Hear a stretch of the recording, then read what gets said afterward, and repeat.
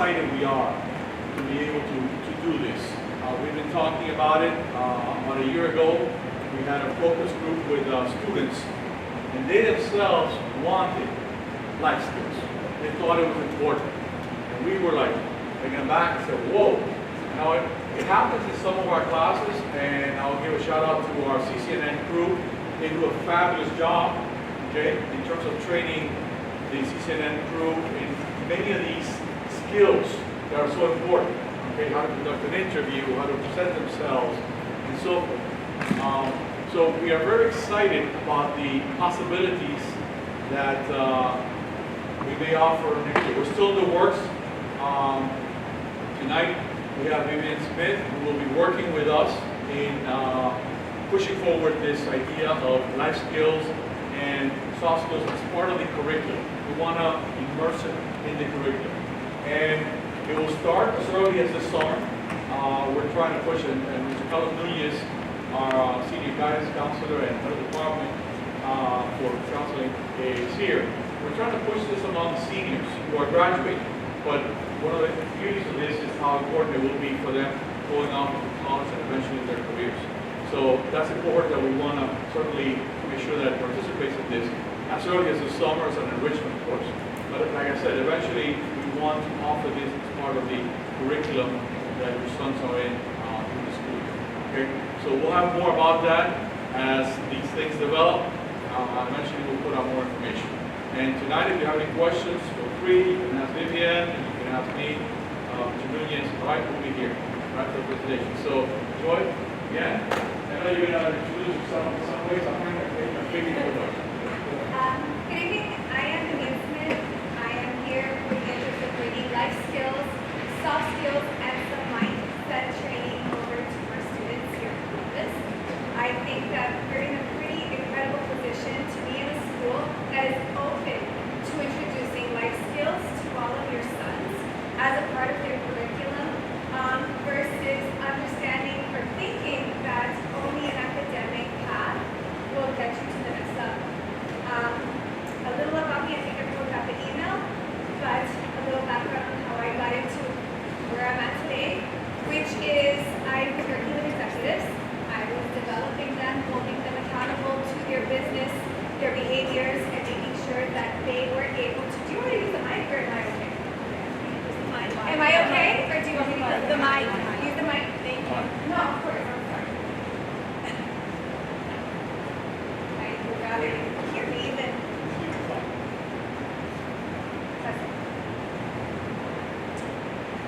I see people eating, and eating is not good. Testing, it's good? All right, I'm so sorry about that. That way we're not leaving. So I was working with executives of many businesses. So the umbrella parent company, they all had their own businesses that they were running. And I was working with them in reaching their goals to be successful within their business, to their financial budgets, to make sure that their businesses are running and moving in the forward direction. This led me to having some of them hire me to start tutoring their university students. Why? Because we were working with behaviors, mindset training, and life skills and soft skills to get to a level that they probably should have gotten at an early age. I started working with their sons. They were all boys, incidentally.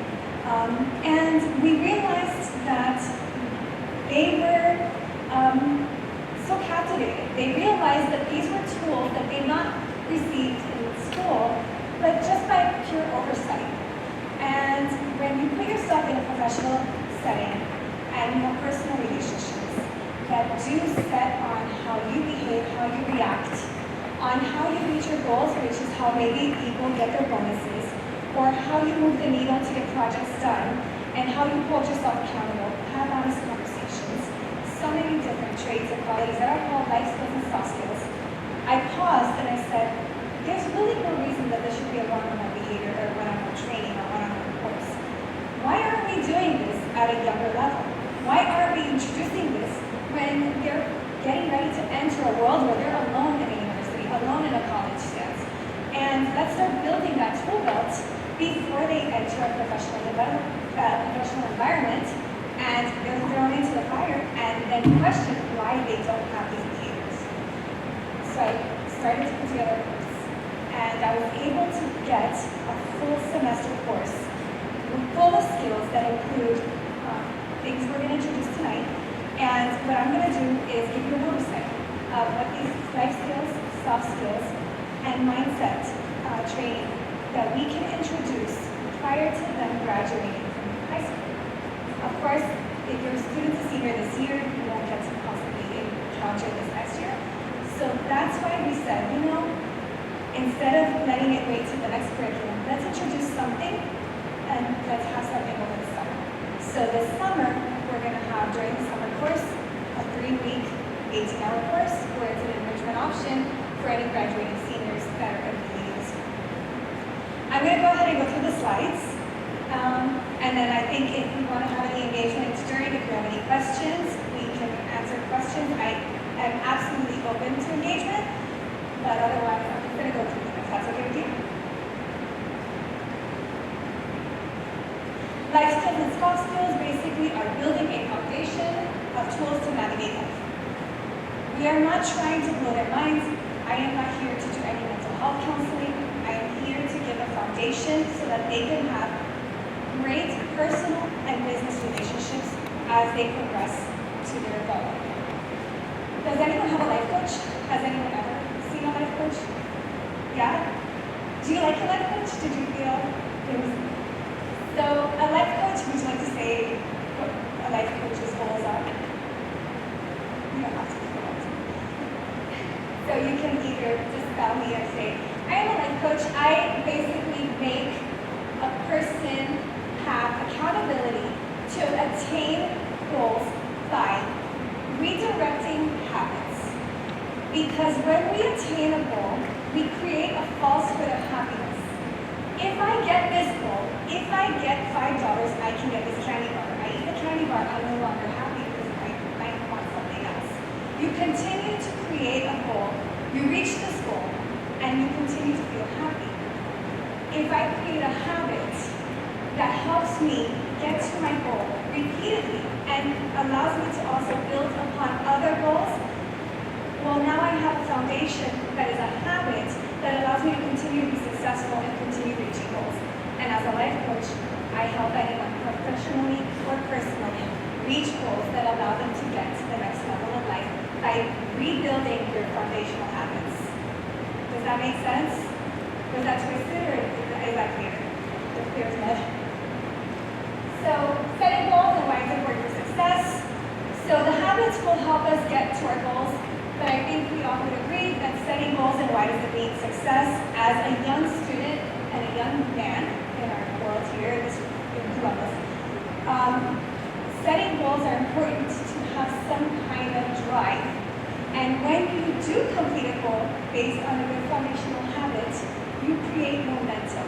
And that momentum will allow you to continue reaching further goals and will help you build the ladder to reach the highest heights of your goals and potential. That's why goals matter. We spoke about the tools to develop personal and positive relationships personally and professionally. I think we all were young, where maybe we went into a job a little headstrong, didn't have a great relationship, didn't know how to engage with peers properly. We try to disarm them, not just from disarming them in their defensiveness, but I teach them how to navigate their interest in being strong-minded. It's absolutely acceptable to be strong-minded, but it's how you deliver that, and it's how we listen. And the goal here is to give them a foundation on how to have personal and professional relationships that are productive. This should also carry over at home. We're all in the fine age of building strong young men, and we want them to have really strong minds, and then sometimes it comes back. And we're saying, no, don't have that strong mind in the house with me. I am the strong mind. And this will help us measure how to decide when it's time to have a strong mind and when it's time to understand I need to settle in and get to this. So we build those tools with them. They're financial awareness. They get math, They get calculus, they get all their maths during maths in school. But we will discuss what it means to have compound interest, what it means to save our money so that we can reach our first car if they have to buy a car. What it means if I have student loan debt and why this doesn't have to be the worst thing on earth and how to attack it when I graduate. Why our credit matters. What gets us our credit? What is our credit equal to when we want to buy something and buy a house? How do I even get credit? So a lot of basic financial awareness that we believe our children know because we engage in this in our daily life. But do we really have this communication with our sons? Do we really open the door and explain to them the hardships that we might be having on a month or to a month where we just don't have it? And why don't we tell them? So we open the doors to explain to them what financial awareness really means and how does this carry over once you enter college and your adulthood. And conversation and listening skills. So at the same time, many times we as parents don't always have the time to sit there and teach our children how to have a proper conversation, how to have small talk. Any clue what is probably our biggest enemy to that skill? Yes, ma'am. It's the devices. They are so quick to hop on Snapchat and talk, and they have the best personality ever when they are on their social media. And the minute you're in front of them, they can't even ask you how your day is, nor do they probably even care. So we unlock that and discuss why it matters to have small talk, because it does matter. When you have that moment in an elevator, you don't know who that person in that elevator is. You don't know who you're going to engage with. You don't know if that person in front of you at Walgreens or Publix is someone that you just asked how their day was or what was in their cart, and that could lead you to who you're going to network with and who you might have an open with. It's really important to have the conversational skills, and we are fighting a device where they have a personality that doesn't present. So we work with that. Good? Someone who holds markers. I think this is our So we discussed how I got into life coaching. I'm not going to repeat that. I'm going to just mention, I feel my life purpose is to make an impact, whether large or small, on anyone I encounter. Once I saw that this impact could be tied to measurables in the form of goals, I realized I exist with accountability, to assist others with accountability, achieving milestones, and productivity. Basically, I think we all have a purpose. And I've always felt that my purpose was connected to youth. I've been a guardian ad litem, I've been a teen mom, I've sat on the board of Miami State Football, I've sat on the board of Converter. I am an avid advocate for youth. I have fostered a child, and I absolutely believe that while I got my tools in a professional environment, that my sole purpose and reason for existing is to inject positivity and make a productive youth. Whether that's in my own sons or in a group of children, that is what I feel my sole existence is here for. And I do firmly believe that every engagement you have with someone, whether large or small, can make an impact as long as you have an intention of positivity.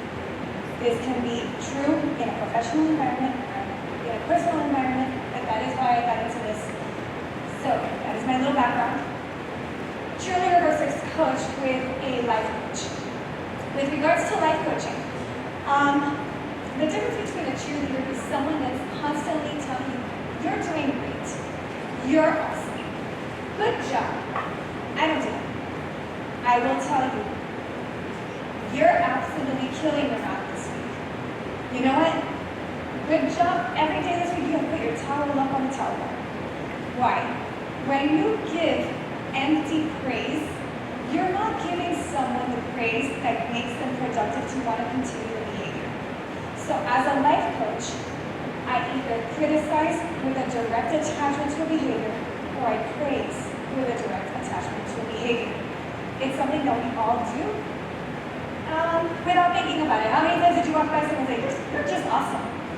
Oh, thank you, but I don't know why I'm awesome. But I will just keep trying to be awesome and be awesomer tomorrow. And I don't know why I do that. But if someone tells me you know what? Today, I'll give an example. Today, son, your hair actually looks like you brushed it. Thank you so much for not looking like you did not brush your hair. Please don't feel attacked. But tomorrow he might not do crazy, but I have one son that behaves and one does not. But the one that does like me, he will brush his hair tomorrow, and I'm not going to enjoy that. So it depends on the day.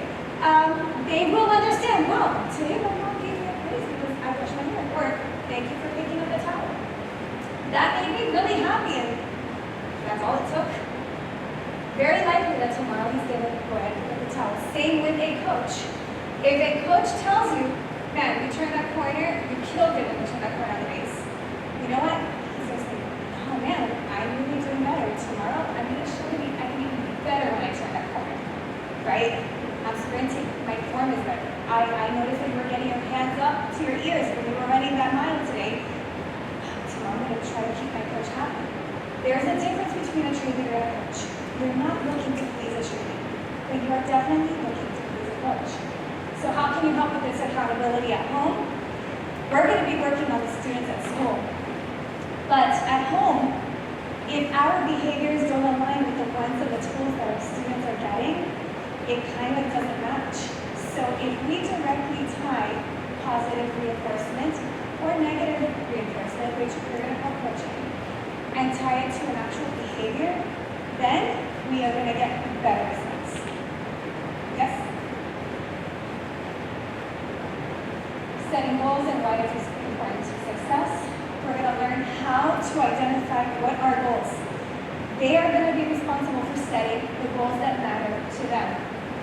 To one student, a goal might be understanding how to balance my school life, my home life, and doing tests, managing to study for a test, and to get a good grade. To another student, it might be, I don't have trouble in school, I need to work on my speed. And to another student, they might be having a competition for their CCM network, and they just need to know that they have to hit certain points to make sure that they win. Everyone's goals are different. I teach them to create behaviors so that they are not just making it to the finish line, but they're building the foundation to get to the finish line so that the next time they're not thinking about so much how to get there, but just what that base they made that will allow them to get there quicker.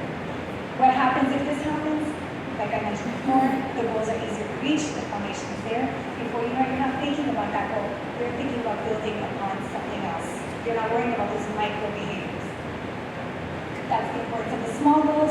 Small goals, once you build those behaviors, you reach the small goals, you get to the bigger goals, you have momentum, you reach your full potential. We just spoke about structuring large goals to small goals. And finally, time management and prioritization. With this, I work a lot on digital time. I'm pretty sure most of our sons do not realize how much time they spend on their devices and how much time they waste, and then realize how they're cramming for all the things that they thought they had so much time for. So we just hone in on that. I do not discipline them. I open and unlock the door of awareness of, wow, did you know how much time you actually spend on TikTok and Instagram and Snapchat? But why are you bombing science? Why aren't you doing well in your math? Did you take the time? It's your time to set up. If you put the time first, why don't you put on paper how much time you're going to allow yourself? Put a timer. Give yourself screen time. Don't make your parents give you screen time. Give yourself screen time. Help yourself succeed by creating a detachment to your devices. In doing this, we also prioritize teaching our minds to stretch longer than 2 minutes. So many of our sons do not know how to pay attention longer than 2 minutes. I don't know many young students that watch TV shows. They might binge, but do they really find an interest in watching a 30-minute or an hour-long show? And it's not very common. So we also are having trouble with having a kid that likes to read an article that might take more than 2 minutes. They're really quick on skimming the top, grasping what they think the concept is, and running with it. But we work on being able to pay attention for longer than 2 minutes. And that's a tough one. How can we help at home? We can help at home by making them present, having a conversation, discouraging the time on the phone. It's not about limiting and ripping them of freedom, but it's about teaching our next generation to know how to engage. By doing this, again, you also create a small talk, create a behavior that they can use to engage with others in a professional or personal life, when they are married or in a business. And also, you're giving them the tool to manage their time and know how much time they can waste. Training our minds to feel accomplished with small milestones, create momentum, and momentum leads to large ones. Tools to develop positive relationships both personally and professionally. We dived into that slightly. We train for a growth mindset. Many times we believe, and we are taught, that our convictions, we should stick to them. I have a belief and I believe this is the right path and I want to take this path to get there, and you are not going to change that path to get there. But the truth is, there are many paths to get to that goal. And in many times, we're not the only one trying to get that path done. We call that a fixed mindset. I work on creating a growth mindset, which is removing, I call it armor. It doesn't go well sometimes, but removing the armor and helping someone, a student, a young man, or an adult, understand that, let's just listen. I'm gonna teach you how to listen. You're gonna listen to me. And we're gonna learn how to get to the goal. Because sometimes our goal is the same, the path might be different, but how can we get there? Or, how can I help you here? Or how can I listen to what you're saying so that you feel heard? But we are not putting up the wall because my idea is the only idea. Does that make sense? So, in leading to that, we talk about conflict management. We talk about how every fight is not worth the fight. We're not talking about physical, we're talking about being fixed-minded, having our feet dug in, our heels dug into something. We talk about seeking more information even after you know it all. Many times when we have a conviction, we also think we believe and know everything about what we are believing and knowing it.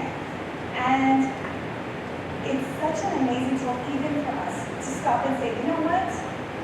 I'm going to step back a second. I'm going to really look into what you're saying because I'm going to see, or maybe it's not going to conflict. Before I commit to this idea, I'm going to try to dispel myself because I want to poke holes at my success. And by doing so, you're building a stronger case, or you're building yourself more knowledge for yourself to succeed. So we teach them to not stop when you think you know the answer. Stop, take a break, look for how you're wrong, and then build a plan. It's also a thought that if I believe in myself, I have to be strong. But when you become vulnerable, you become actually stronger because you allow others to be open with you, you allow others to give you feedback, and you don't become fixed where I am not interested in hearing what you have to say to me. So we talk about vulnerability requires courage, but then it creates power. Because if you are with a parent, a coach, a supervisor, a coworker, and they are able to talk to you and give you feedback, and you receive it, and you learn from it, or maybe provide your why, not a defensive why, but why you came with that idea, or why you did that job the way you did, or the task, but you became stronger because you were able to receive the feedback. And so as adults, I think a lot of us also don't have that tool to be open to saying, what did I do wrong? Or, hey, you know what, I needed to talk to you about something. I took something this way, and it didn't sit well. And without putting on the armor, leaving it off and saying, okay, I hear you, and coming to a reasonable conclusion to that conversation, which would also allow miscommunication. And many, many times throughout life, if we just have these honest conversations, we can avoid miscommunication. So we teach all this foundation. They all tie into each other, as you can tell, because ultimately it builds a stronger person that will be a human in the world that can function and develop others and work with others properly. Understanding how to engage with others diplomatically and knowing how to navigate such conversations while keeping emotions under control will always pave the path to reach clear outcomes. Understanding the interests of others in attaining a common goal and finding a path of give and take in favor of achieving it creates leaders. When you have someone that's able to have honest conversations and rip things out and pull the skeletons out of the closet and then build the skeleton with your team, those are the kids. Those are the students and those are the adults that become leaders. Questions? Concerns? We're good? We spoke a little bit about financial awareness, but some of the topics I also covered in the course is where are you in 4, 10, or 20 years, and why does this matter to you today? What is financial stability? We don't focus on wealth. We focus on stability, necessity, and balance. The management of bills, identifying needs, wants, necessities, and how to save. Understanding compound interest and student debt, and what does this really look like later. Intelligence and academic ability does not always align with financial understanding and responsibility. Many college graduates would have appreciated receiving a basic, comprehensive understanding of real-life financial expectations. Would we all agree with that? No, I think we were all there. You know, I'm one of them. The way we break down the conversation and listening skills, we work on listening in ways that others can see. Eye contact. I have so much trouble with so many adults with eye contact. It's just not common sometimes. It's really important to show body language that cares, eye contact that connects, even when you're in a disagreement.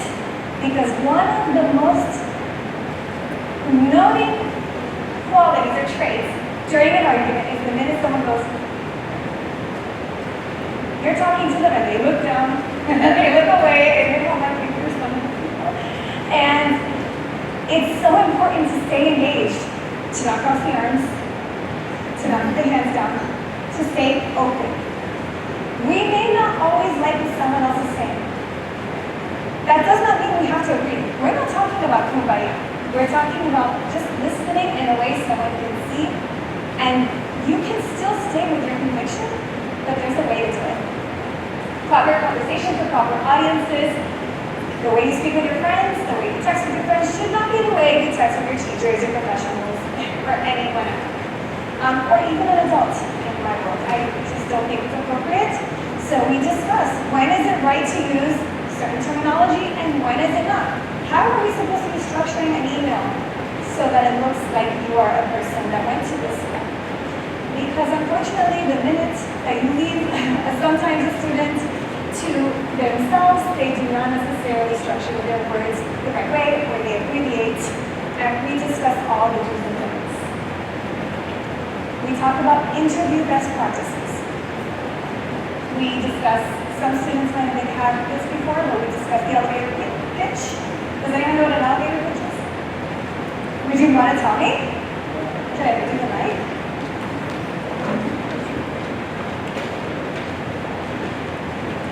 The way my dad explains to me since I was like really little is basically if you meet like a really influential person or someone that can change your life, you present yourself in like 2 seconds and make them really remember you. I'll take it. Thank you so much. You're so great. What's your name? Luca. Nice to meet you. So yes, an elevator pitch is what is a 90-second clip of yourself that will leave someone wondering, wow, that person's great, and I want to know a little more.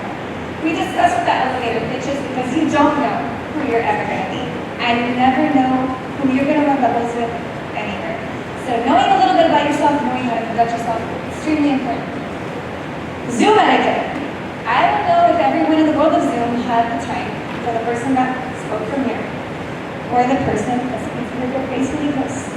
We talk about, invest in a light. They are $5.99 at TJ Maxx. Get yourself a proper camera that puts yourself in a good angle, and can you please clean up your room if you are going to have a meeting?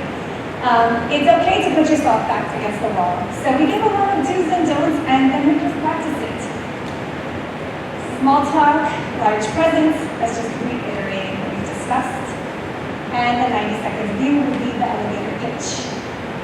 Presenting a collected and organized version of yourself to others can often seem insincere and feel fake when you're used to being yourself with family and friends. Understanding this person is not fake, but rather the side that shows professionalism will open doors by garnering trust of professionals. You attract based on your behaviors and the way you put yourself together. Okay, it's not about judging a book by the cover, because you don't have to be attractive. This is not a judging the book by the cover because you're attractive. It's judging the book by the cover because you're clean, presentable, well-spoken, make eye contact, and speak properly. And if we can get over the hurdle that that's very behavior, that's not cool, that's a big thing. So I will be coming for this summer, like I mentioned. I believe they're going to be operating 2 courses, but it's not set in stone. Maybe it is. There will be a morning course, there will be an afternoon course. The days of the week is up to the school. It'll be from either 9 to 12, 2 days a week, or from 1 to 4, 2 days a week. It's going to be the first 3 weeks following the end of the school year. My intention is not for it to feel heavy, for it to feel like a tedious course. My intention is for the students to feel that they are actually getting something that is going to give them a tool that they can navigate life and feel like, you know what, that meant something. And that is what I want to get out of it. So, thank you so much for coming tonight. When there's no gas, I don't have to think that. When it's hard, So will this count as an elective, or is it just like an enrichment course that you just... would this count like an elective or as an enrichment course? So the one in the summer, right now, it's an enrichment opportunity. Certainly, we count many things as for credit here at Columbus. Okay, we'll find a way to get it in there. Okay. But initially, at least for this summer, it's going to be an enrichment course. It's already optional. They don't have to take the course. We are trying to find ways of bringing the skills as part of the curriculum. I can tell you right now that we are targeting primarily juniors and seniors, okay, as they're moving into college. I think it makes a lot more sense. Not that freshmen and sophomores would not benefit from it, but maturity-wise, they need to be there. Would it be incoming juniors as well? Yes, rising juniors. Yeah, exactly. For next year, will be rising juniors and rising seniors. We thought that a good pitch would be for the graduating seniors to do it in the summer before they head out to college. But certainly it's open to any rising junior or rising senior, even for the summer. The other thing is, again, we're exploring ways of bringing them into the curriculum. One possibility may be as part of the team sports. Many of our students take team sports. Now I know that a lot of the MOS students want to open up opportunities for themselves, so they end up doing the team sports over the summer. So we would encourage perhaps that those students consider maybe this summer, all right? But right now, until we eventually are able to create a course that will be freestanding, the way to get it in would be through team sports at this point. It would seem to work. It would be a continuation of what we currently do with personal fitness, where we deal with a lot of life issues, right? In personal fitness that they do in soccer here. Most of the students taking the team sports will be juniors and seniors. So it just seems to work out for now. We haven't finalized anything, but that's where we're headed. Okay? So there may be opportunities also to do other things as well. I mean, we're not closing the book on anything.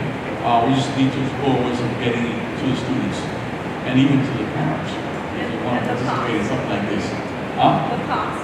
Well, for the summer, it's an enrichment course. It's the same thing as if they were going to summer school. Yes. Even for MOS students who take these courses in summer school, they pay for the course. So So it's whatever it is, I think it's about 400 something, is the cost of summer school. Obviously during the school year, it's not an extra. It would be part of that team sports that they signed up for. Okay.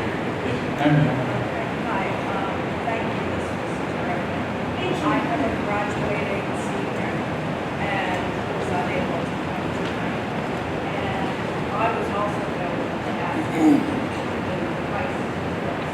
And when do you think you'll be developing, as you imagine, your clothes?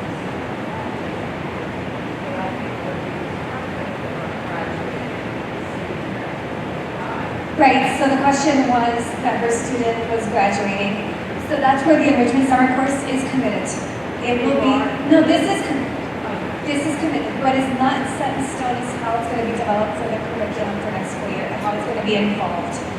But for summer, the first 3 weeks of summer, there will be 2 courses available. A morning course and an afternoon course. Yeah, I'm so happy that you're happy about that. Thank you so much. I'm excited to. Thank you. Is there an interest in my world? There's an interest where parents, I feel, not the financial parents, I think we've got that nailed down, but for mindset behaviors and learning what your students will be learning and understanding, becoming more fixed, closed-minded, and under disarming your fixed side, and just learning all of different mindsets that actually comes from professional development sometimes at work. They do offer that, so I'm not saying. But would there be an interest as parents to understand the language your sons will be speaking? That's interesting. Okay, great. Thank you. Would be interesting to do that online. Sure. Okay, yeah, that's interesting. Right. Yes.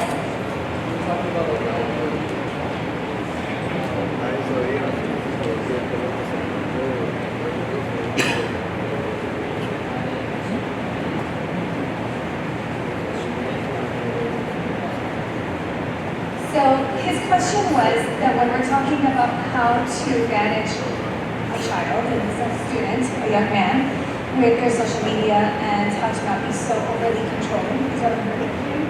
And how can we tie that into a supervisor? How can that translate when you're becoming a supervisor? So it's funny because that's where I came from. And yeah, that's actually the goal, is to create a young man that is going to enter the university phase of his life or the college phase of his life and have the tools to not be a control freak, is what he said. Yeah, to have the tools of how, the course that I call it is called How to Lead People, how to be a director of people. Because it is extremely important to be likable, and when you are a supervisor, how to lead into fire and have people want to actually follow you.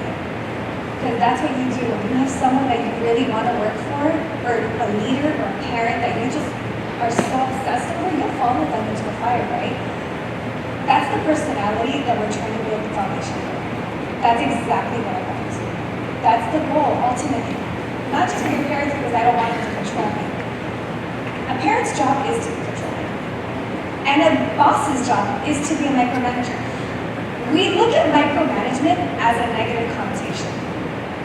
It's only a negative connotation if I tell you that micromanage every behavior while you're doing the job.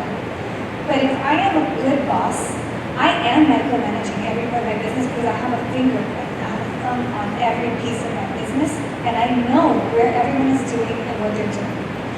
I'm not telling them how to do it. I'm just expecting certain measures, and I'm accountable for those behaviors.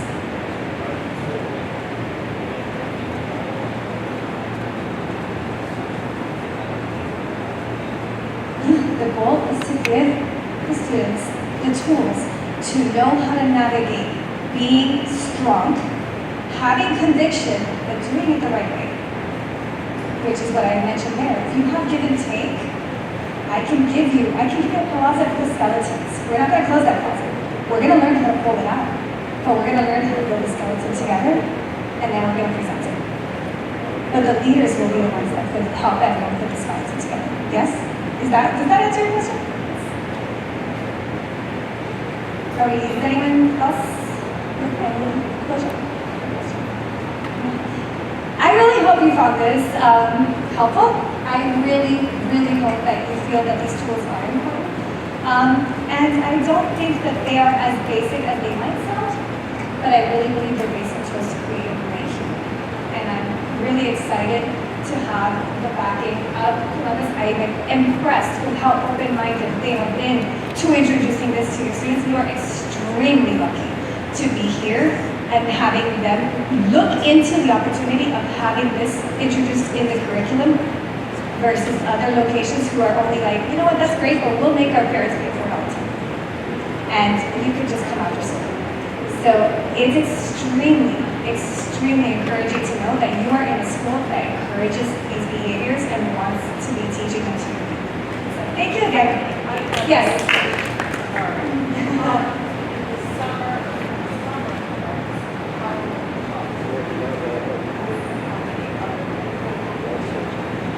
No, it's me.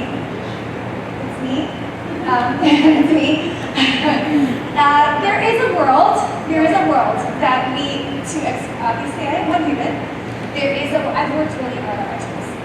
Not because I'm trying to hold them, but meaning it takes a moment to know what language to speak when you're delivering this information. Does not mean no one else can do it, but there are definitely opportunities where if there are teachers here or if we bring someone in or if there's someone that wants to learn and then they take on another course and that way we can hit more students, that is not off the table, but it does have to be taught. And there is a course to go through at this time. It's me. However many, but if you get Well, there will be a cap on the course. There will be a cap on the course. I am not sure, but there will be a It'll cap. be two separate courses, and there'll be a cap on each of these courses. Morning session, afternoon, what, about 25, 30? I think we had said. Yeah, about 25 or 30, so Yes. maybe between 50 to 60 students overall. Will be able to get it. Will be able to pick it up the summer. Oh, yeah, geez. How do you feel? Do you feel that that's good?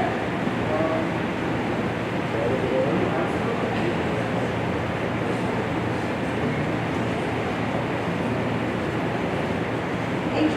Do you think 30 students will feel the same connection as, what is your, just a smaller classroom? Than smaller? No, I'm just Do you feel that if there was a classroom of 30 leads, that you will all feel that we are engaging? It's a 3-hour course at one time, so there's a lot of time during that time. One day. Yeah, absolutely.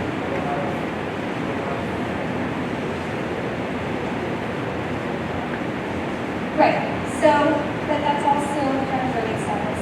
So if you are someone that works with having to train and develop, you are someone that's having learning styles. So there are going to be the students that rise to the top and are extremely interested. And then you're going to have the ones that are like, my mom totally put me in here thinking that I'm going to turn into someone else. I'm totally not turning into someone else. But I'm a pretty stubborn person. And I am really quick to identify those students. I know quite a bit of young men that do attend the school here, with all different kinds of personalities, and I think we'll be okay. I think we'll be okay with that. Is that better?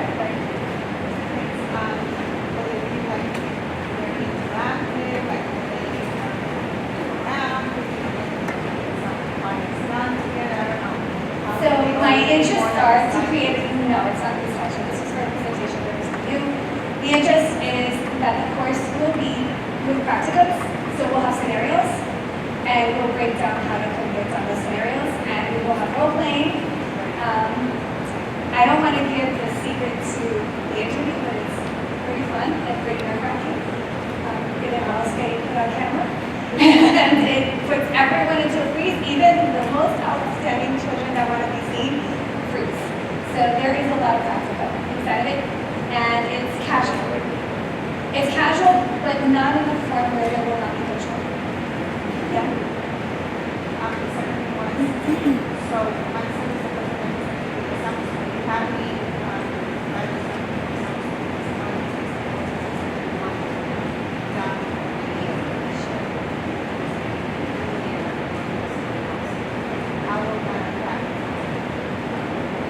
You'll be taking courses in the summer already?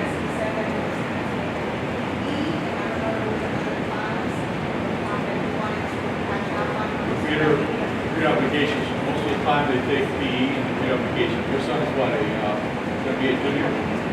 Yeah, just like we'll take, just to get ahead, team sports and computer applications. So that will take up, I mean, it will take some creativity. If he wants this course, I mean, we could talk about that. We envisioned that, you know, this would be for a student who has a space. Like he may, if it was one course, he could take one in the morning and this one in the afternoon. We used to take two. I don't know how that actually may work. It may be tied up. This is only twice a week. Yes, And the other students, the ones that are right, exactly. It's a good question. I mean, we can still work this out. We can find a work, we can work it out, sure. And we have to wait and see what the demand is, you know. Based Right. on that, we will be able to gauge better. Right, we picked two courses, we keep them, if there's a moderate demand, you know, that's it. So sometimes this kind of topic, it's until you touch it, feel it, see it, you know, this is different. The PowerPoint, I'm trying to give you guys a lot of information. This is a 5 lessons out of 26, right? So we're trying to get a lot of information out, but with the students, it's just so much more engaging. It's a lot of talking. Not one-on-one, but we really break down some barriers. And sometimes when you see something on paper, it doesn't translate the same and the need doesn't feel as warranted. So we did 2 courses